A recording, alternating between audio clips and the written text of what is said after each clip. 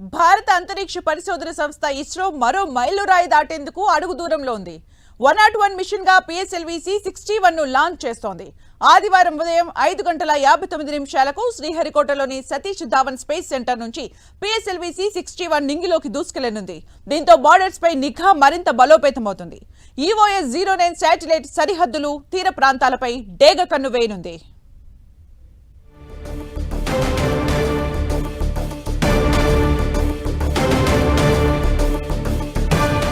PSLV-C61 తో borders పై నిఘా. EOS-09 satellite తో డేగ కన్ను. ఆపరేషన్ సింధూర్ తర్వాత నింగిలోకి EOS-09 ప్రయోగం. శత్రువుల కదలికల్ని పసిగట్టే EOS-09 శాటిలైట్. అవును, ఇస్రో PSLV-C61 మన దేశానికి చాలా కీలకం. ఇందులో EOS-09 పేలోడును అమర్చారు.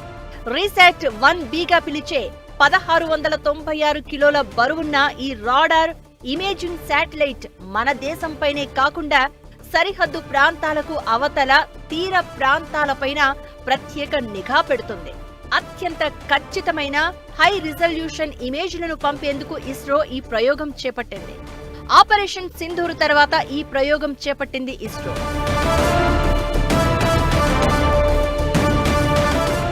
EOS-09 శాటిలైట్ మన ఆర్మీకి వెన్నుదన్నుగా ఉండనుంది. ఈ రాడార్ శత్రు దేశాల కదలికల్ని గుర్తించి సమాచారం అందిస్తుంది. పాక్ నుంచి భారత్ కు సరిహద్దుల్లో తరచూ చొరబాట్లు జరుగుతూ ఉంటాయి. ఇకపై చీమ చిటుక్కుమన్నా అది తెలిసిపోతుంది.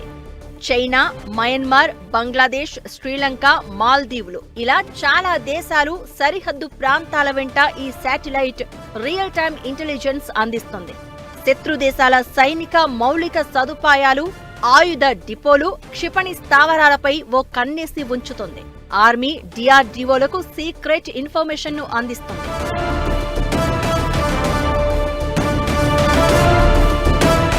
మన దేశంలో 7500 కిలోమీటర్ల తీర ప్రాంతాన్ని పర్యవేక్షించడంలోనూ EOS-09 కీలకం కానుంది.